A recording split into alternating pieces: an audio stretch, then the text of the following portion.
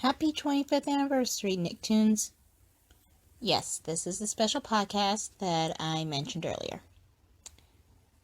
Now, of course, everybody's doing a video on how much they love Nicktoons, and especially for the first three that started today: Rugrats, Doug, and Ren and Snippy. But to be honest, I want to really thank the creators.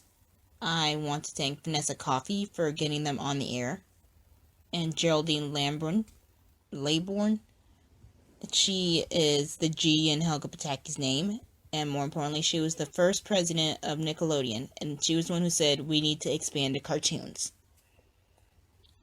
And to be fair, I'm a little out of date for it. I'm only 20. The Nicktoons block actually started way before I was even pitched, and I guess my favorite one out of the first three was probably Rugrats. Now, to be honest, I was little. I used to love them all the time, especially Angelica. We still have the Angelica Christmas ornament that we put on our tree, and I actually have a Rugrats clock that, well, I think the battery died, but it's still hanging in my room. And it would chime up with any of the characters' voices whenever the clock stuck the top of the hour. That I also had to turn off because I couldn't sleep, and it scared me and made me think there was someone in my room. But how cool was that? Now, Doug, I guess I first saw the Disney version since, again, I was born in 1996, and I didn't really start watching and remembering episodes of TV shows until maybe I was 5. And for Ren and Stimpy, I started getting into that probably when I was 9, and they started showing reruns. My mom didn't like it, but I started getting into it, and it didn't scare me. It just intrigued me. Especially how I started to notice different things about different episodes because they were made by two different companies, Nick Games and Spumco. And I like that, if anything, these three things basically stack up how kids may want to see things on TV, what the creators were thinking, and just what in the world would shape this network. They can still be relatable and funny, gross out and still sweet, and subtle all at the same time. They can still be adventurous, they can still be shy, and if anything, it said that all personality types were okay. They never said, hey, you can't do this on TV, which is another show that I actually started watching thanks to the Splat.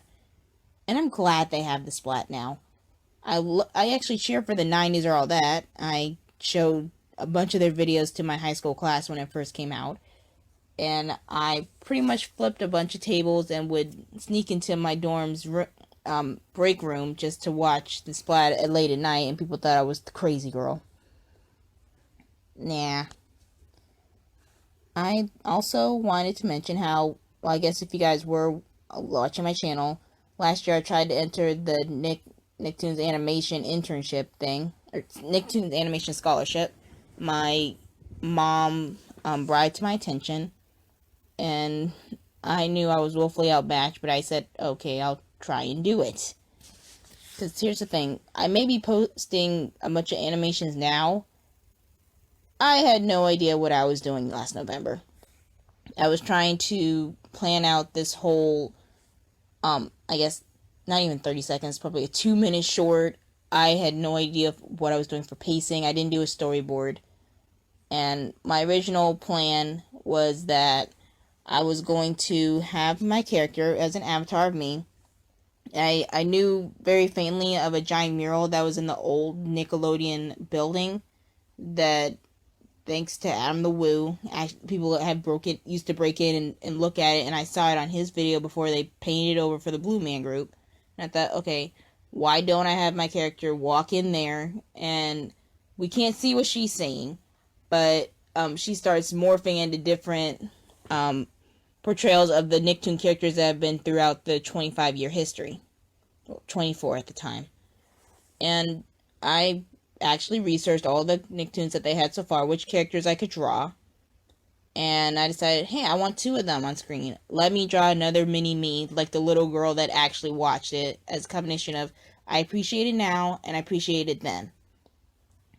And I would draw them. I even went through some of the older or less known cartoons. Some of them I knew personally, like Pelswick and as not as told by Ginger, but Cat Scratch and My Life as Teenage Robot. I love those.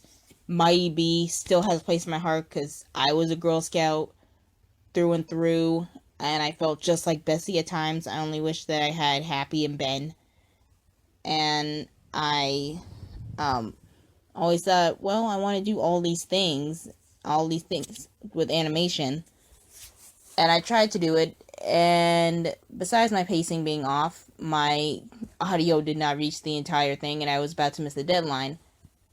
And then I found out I couldn't use it anyway because of all the let's just say there was a bunch of copywritten stuff in there, not just for Nicktoons, but the stuff I wanted to do for it I could not do. So I at the last minute I switched it out for a pilot of one of my first animation projects that I made in high school. Which, to be fair, this is more of an update, but the first one is lost to all time and doesn't really make a lot of sense. That's also can be seen on my channel.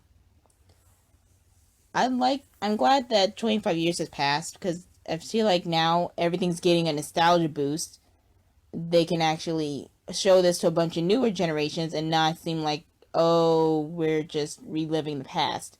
We're celebrating our history.